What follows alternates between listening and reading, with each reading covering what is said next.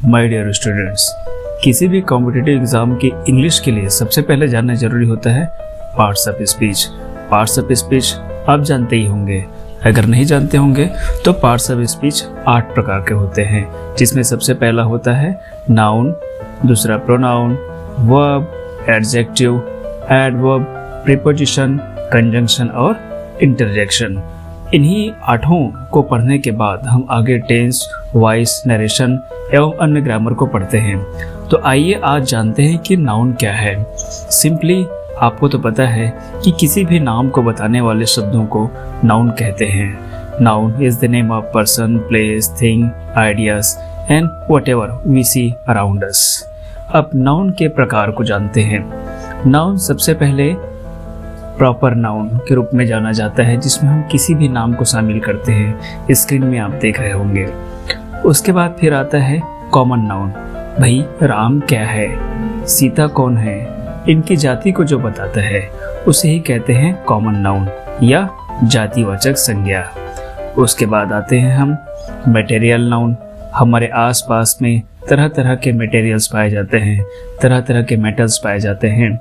इन्हीं को ही हम मटेरियल नाउन के तहत कैटेगराइज्ड करते हैं, जैसे कि silver, would, iron, gold, diamond and many more. उसके बाद आते हैं हम कलेक्टिव नाउन, समूहवाचक संज्ञा।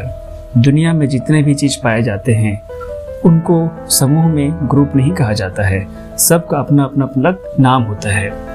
तो कुछ ग्रुप्स के नाम जैसे आप देख सकते हैं स्क्रीन पे, जैसे हम बोल सकते हैं स्वार्म ऑफ बीज, gang of labours, okay, fleet of ship and many more. अब आगे आते हैं अब्स्ट्रैक्ट नाउन। अब्स्ट्रैक्ट नाउन क्या होते हैं? भाववाचक संज्ञा।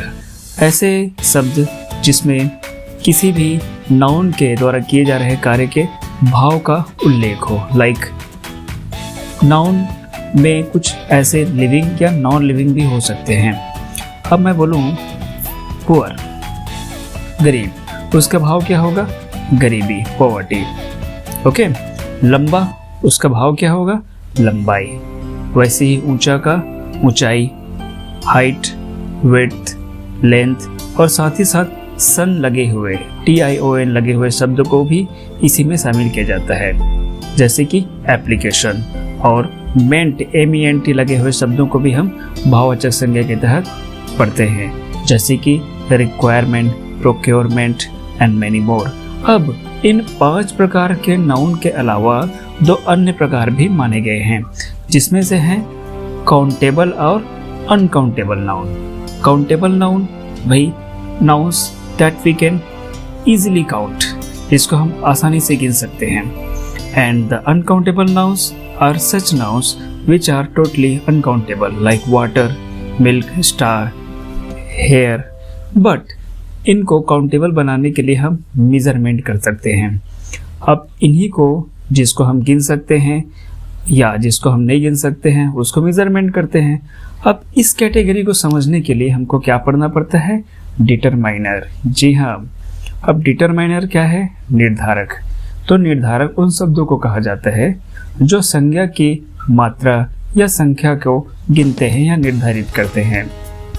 सबसे इम्पोर्टेंट डिटरमाइनर होता है हमारा आर्टिकल। जी हाँ, आर्टिकल डिटरमाइनर से अलग नहीं है। डिटरमाइनर संज्ञा का भाग है और आर्टिकल डिटरमाइनर का भाग है। डिटरमाइनर में आर्टिकल का अगर उल्लेख हुआ है तो बता दें शॉर्ट में कि आर्टिकल 2 प्रकार के होते हैं। पहला होता है डेफिनिट, जिसमें द या दी को शामिल किया जाता है। दूसरा होता है इनडेफिनिट, जिसमें ए और एन को शामिल किया जाता है। 3 आर्टिकल नहीं होते हैं, 2 ही होते हैं। ओके, अब हम नाउन के कुछ अन्य भाग पे भी चर्चा कर लेते हैं, जिसको कहते हैं जेंडर। जेंडर मतलब लिंग। In English there are 4 genders। First is masculine gender. Masculine gender में क्या आते हैं? मेल कैटेगरी के जीवों को लिया जाता है, जैसे कि ram, ox, elephant, peacock and many thing that we see around us. जो भी लिविंग थिंग हम अपने आसपास में देखते हैं जो मेल कैटेगरी के हैं, उसको मैस्कुलाइन जेंडर में लिया जाता है। दूसरा आते हैं फेमिनाइन जेंडर, स्त्रीलिंग। इनमें जो अभी आपको नाम ऊपर दिख रहे होंगे उसका जस्ट फीमेल कैटेगरी। जैसे कि मैं राम बोला था तो सीता, ठीक है। मैं ऑक्स बोला तो उसका काऊ। अब ड्रैक जो था बदक का मेल, उसका फीमेल क्या हो जाएगा, डक। पीकॉक का पीहेन।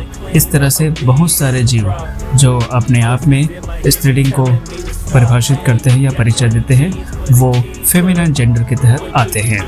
And the next is common gender, उभयलिंग, जो स्त्री पुरुष दोनों मिलकर काम करते हैं, अर्थात जो दोनों कैटेगरी में ही शामिल होते हैं। The best example is parents. Parents में मम्मी और पापा दोनों होते हैं, जिसमें स्त्रीलिंग और पुल्लिंग, मैस्कुलाइन और फेमिनाइन जेंडर दोनों का इंक्लूजन होता है, समावेश होता है। आगे आते हैं, इसमें टीचर्स, डॉक्टर्स, इंजीनियर्स, बहुत सारे प्रोफेशन। आजकल कोई लड़का और लड़की अलग अलग भेदभाव नहीं देखा जाता है, सभी बराबर होते हैं। साथ ही साथ फ्रेंड्स भी दोनों होते हैं, फो या एनिमी, दुश्मन भी दोनों होते हैं।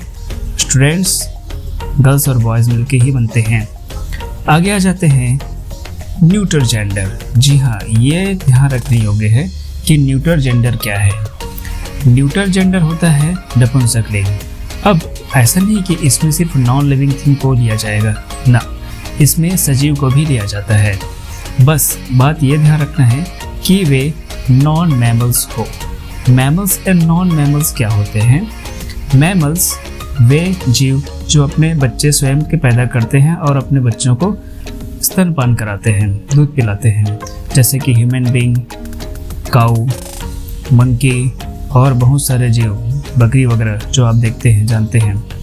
तो जो अंडों से पैदा नहीं होते, जो शाखाओं से, तनों से, जड़ों से, बीजों से, लार्वा से या किसी भी प्रकार से पैदा नहीं होते, सिर्फ और सिर्फ ह्यूमन बीइंग की तरह बच्चे देते हैं, उनको कहा जाता है मैमल्स। और जो मैं आपको बताया कि जो अंडे देते हैं, जड़ों से पैदा होते हैं, लार्वा से पैदा होते हैं या किसी अन्य प्रकार के माध्यम से पैदा होते हैं, उनको कहा जाता है नॉन मैमल्स। जी हाँ, तो इन्हीं नॉन मैमल्स को अपन इस कैटेगरी में शामिल करते हैं। किस कैटेगरी में? नपुंसकलिंग या न्यूटर जेंडर में शामिल करते हैं। और साथ ही साथ निर्जीव चीज़ों को भी लेते हैं, टेबल, पेन, पेंसिल इत्यादि। तो ये था हमारा नंबर और जेंडर। अब देखिए, नंबर का उल्लेख हो गया है तो थोड़ा सा बता दूं मैं कि नंबर कौन कौन से होते हैं, सिंगुलर एंड प्लूरल। बहुत इजी हो जाता है बच्चों के लिए, वे किसी भी नाउन में एस लगा के प्लूरल बना देते हैं, लेकिन ऐसा नहीं है। बहुत सारे ऐसे नाउन्स हैं जिसके प्लूरल बनाने के पृथक या डिफरेंट रूल हैं। आप स्क्रीन पे देख सकते हैं कि किस नाउन के प्लूरल कैसे बनेंगे। आगे मेरे साथ बने रहेंगे और आप जानेंगे verb, adjective, adverb and other parts of speech के बारे में। Thanks for watching. Thank you.